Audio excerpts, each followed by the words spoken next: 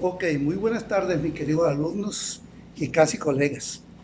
Hoy vamos a hablar un poco de lo que es el tema 8, que contiene la acción de amparo. Hay muchos juristas y muchos tratadistas que hablan del recurso de amparo. El recurso de amparo no existe, para empezar por allí. La acción de amparo. Y las acciones de amparo están dentro de los principios constitucionales y principios procesales. ¿Recuerdan ustedes al principio o inicio del semestre donde les dije que por favor se leyeran todos los principios procesales contenidos entre el artículo 1 y el artículo 23 de nuestra norma adjetiva penal, al igual que los artículos contenidos dentro de la Constitución Nacional y a la cual hice señalamiento?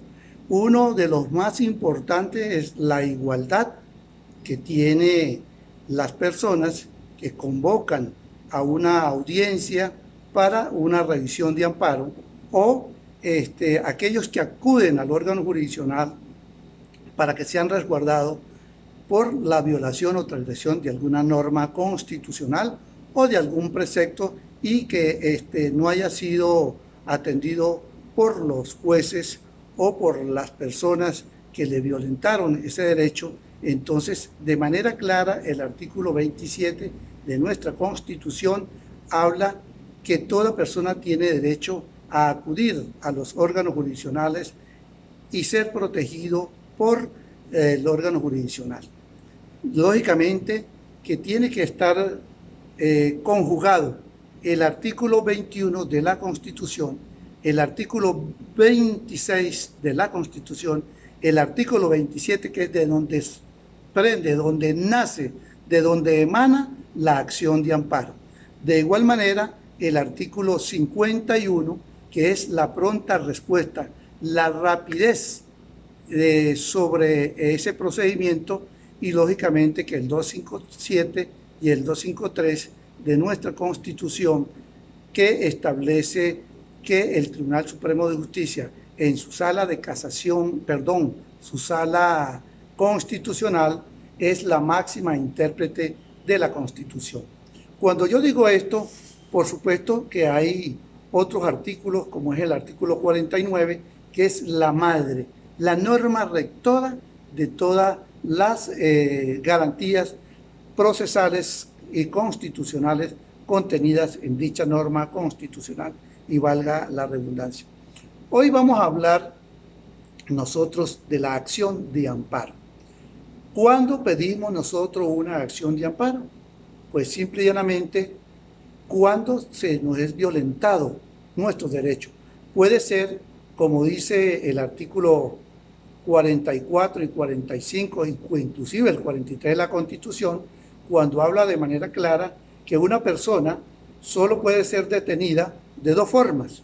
Una, o porque lo agarran con las manos en la masa, hablando de manera criolla, es decir, cometiendo el hecho, o en el lugar cerca donde se estaba cometiendo el hecho, o con objetos provenientes de ese hecho delictual, o cuando existe persecución en caliente, que es lo mismo, la famosa flagrancia, o cuando existe una orden de aprehensión por parte de un tribunal competente previa la solicitud en un auto razonado y fundado por el titular de la acción penal, tal y cual como lo establece el artículo 284 y siguiente de la Constitución de la República y el artículo 11, 111, 113 y 262 y siguientes del Código Orgánico Procesal Penal.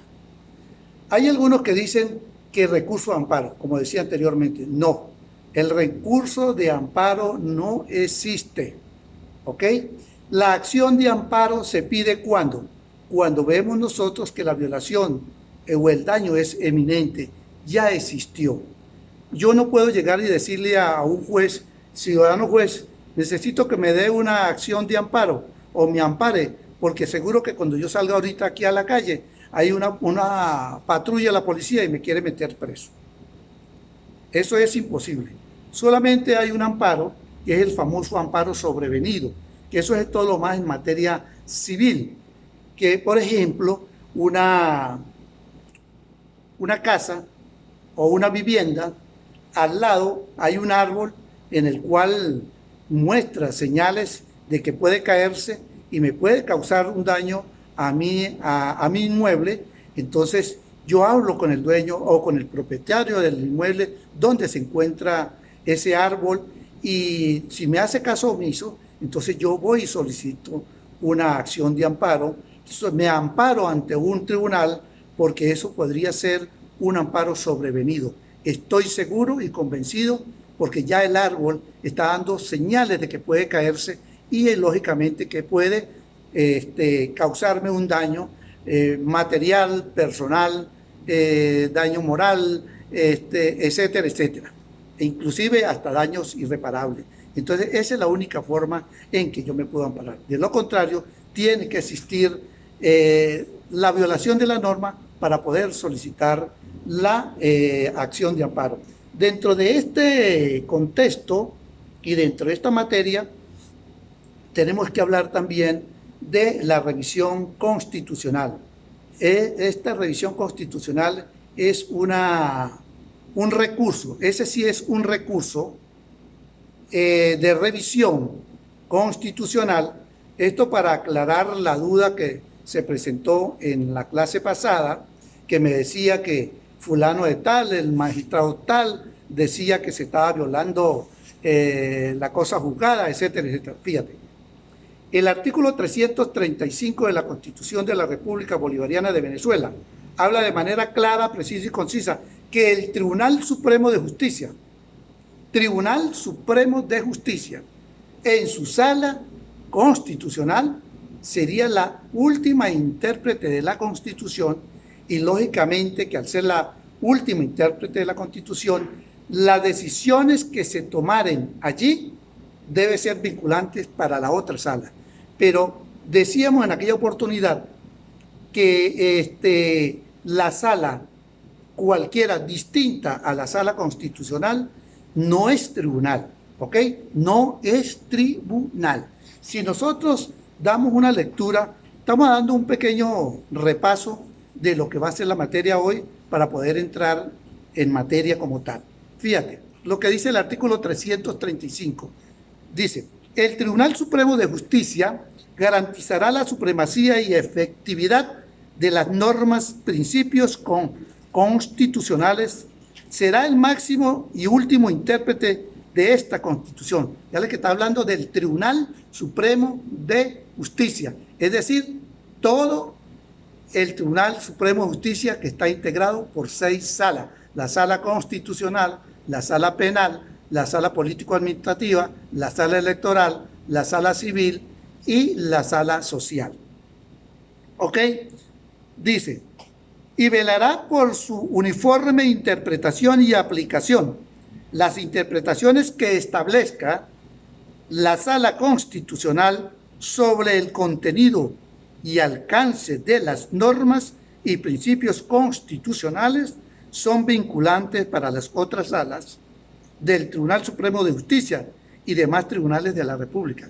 Y eso es lógico. Este artículo 335 de la Constitución plasma el imperativo de la Sala Constitucional sobre la interpretación de la Constitución de la República. Si nosotros nos basamos o pasamos o damos un pequeño recorrido por el artículo 336, que tiene 11 numerales, pero el que más importante sobre este caso en concreto sería el artículo 335, numeral 10, que palabras más o palabras menos establece lo siguiente. Fíjense, oído. Escuchen bien, por favor, porque no quiero que caigamos en la retórica de la clase pasada, donde decía una de las compañeras que eso no era así, porque el recurso de revisión se hacía para todas las decisiones, y que si no se hacía, entonces se violaba la seguridad jurídica, etcétera, etcétera. Óiganme bien, voy a dar lectura del numeral 10 del artículo 336, que establece de manera taxativa lo siguiente. Dice, revisar las sentencias definitivamente firmes de amparo constitucional. Decisiones definitivamente firmes de amparo constitucional y de control de la constitucionalidad de leyes o normas jurídicas dictadas por los tribunales de la República en los términos establecidos por la ley orgánica respectiva. En los términos establecidos por la ley orgánica respectiva. ¿Cuál es la ley orgánica respectiva? La ley del Tribunal Supremo de Justicia.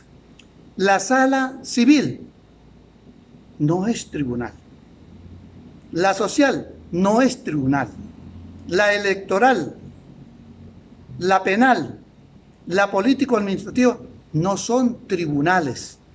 Para ser tribunal tenemos que estar las 6 salas conjugadas y entonces sí es el Tribunal Supremo de Justicia.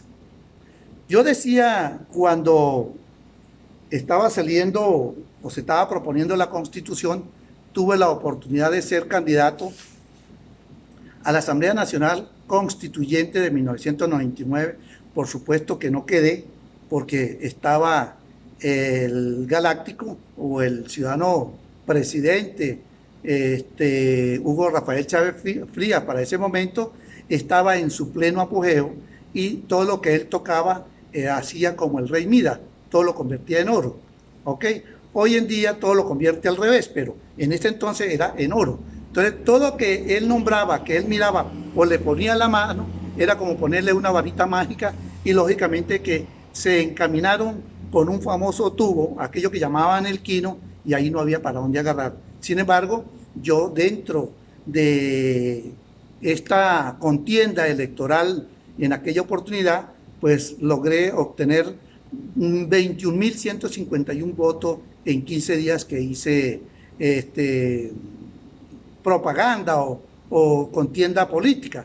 Sin embargo, bueno, ese no es el caso. El caso es que entonces, en ese momento, yo manifesté y dije que yo no estaba de acuerdo con la sala constitucional, que estaba de acuerdo con un tribunal constitucional o con una corte constitucional como existe en los demás países del mundo.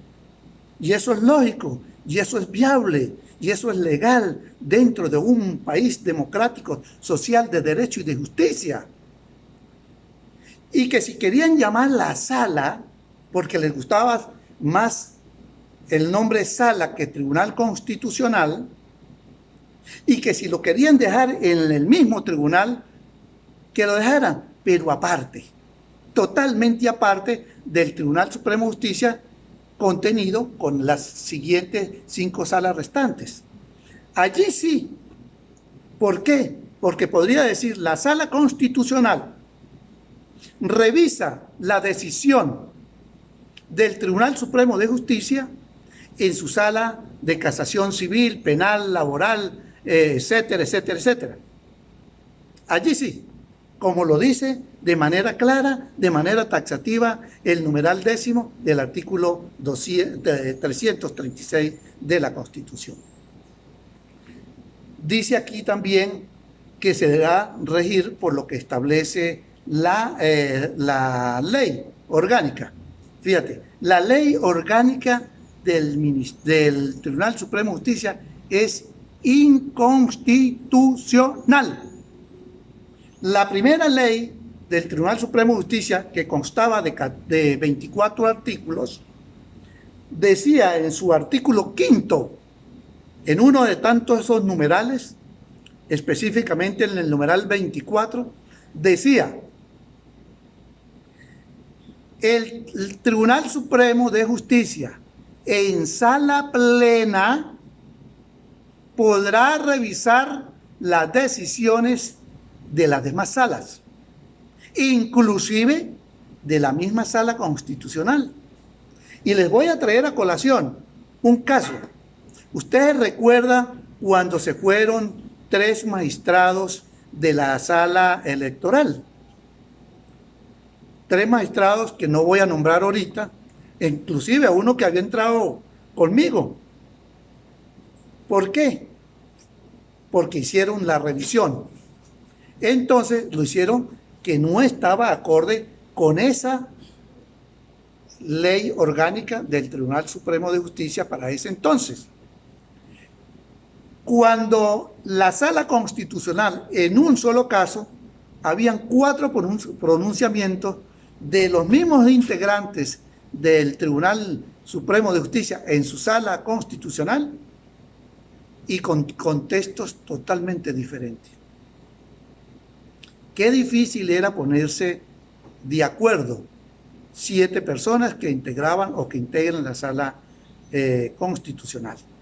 Entonces, se solicitó que en el Tribunal Supremo de Justicia, en su sala plena, es decir, los 32 magistrados, las 6 salas unidas, que se retiraran los principales y que se integraran los suplentes de la Sala Constitucional para revisarle la sentencia de ellos. Y si se le hubiera revisado, los 7 magistrados se tendrían que haber ido en esa oportunidad.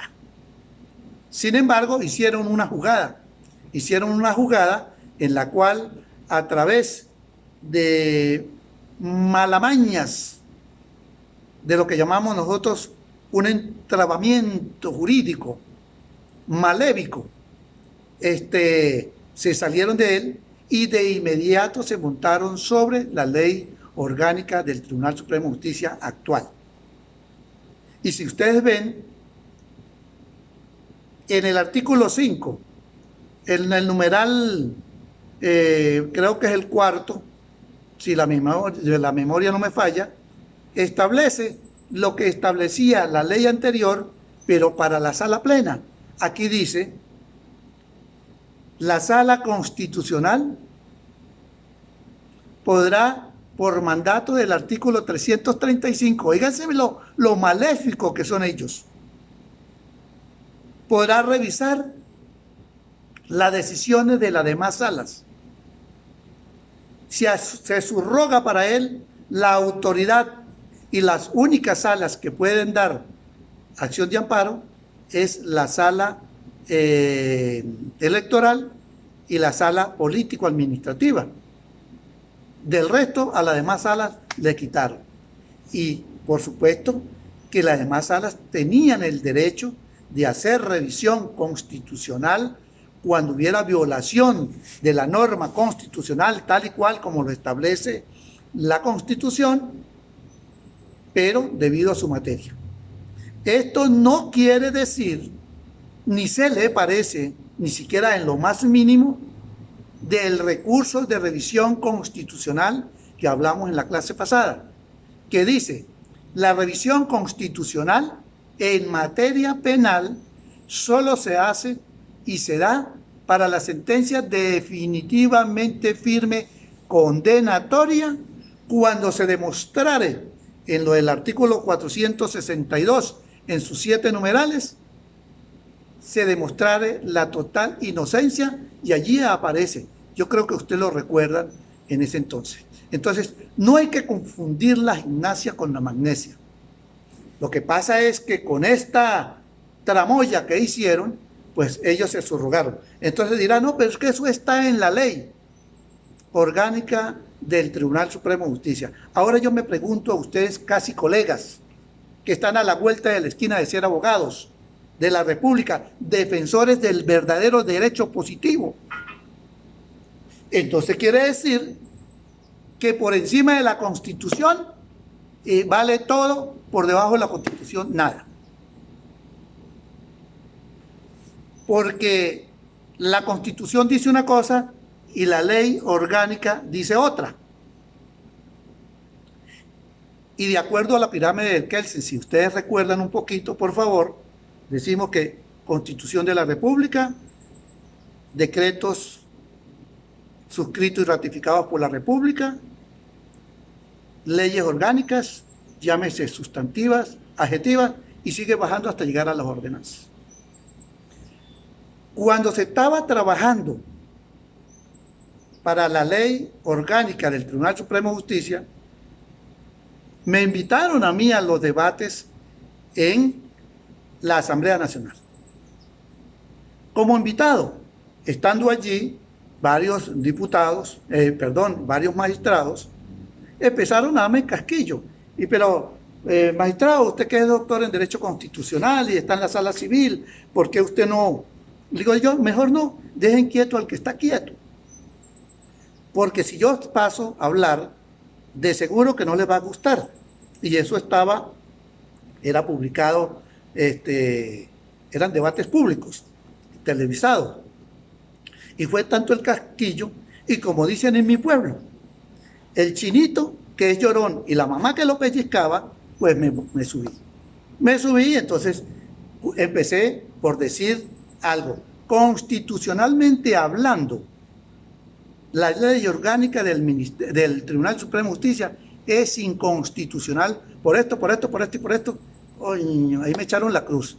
Ahí la señora esta, por no decirle vieja, como dicen en mi pueblo, Luis Estela Morales Lamuyo, me echó la cruz y no hallaba qué hacer para ver si me podía votar del Tribunal Supremo de Justicia. Y yo le dije, este puesto me lo gané yo, si acaso me sacan con las patas para adelante. Pero de resto, ni por el carajo. Bueno, pero no vinimos a hablar eso. Entonces, basado en eso, fíjate. El recurso de revisión constitucional solo se permite para las sentencias definitivamente firmes condenatorias en materia penal, cuando se demuestre cualquiera de los numerales que contempla el artículo 262 de nuestra norma adjetiva. Del resto, los de recursos de revisión constitucional debe cumplirse al pie de la letra, como lo establece el artículo 336 en su numeral 10. Para las sentencias definitivamente firme, fíjate que no habla de condenatoria,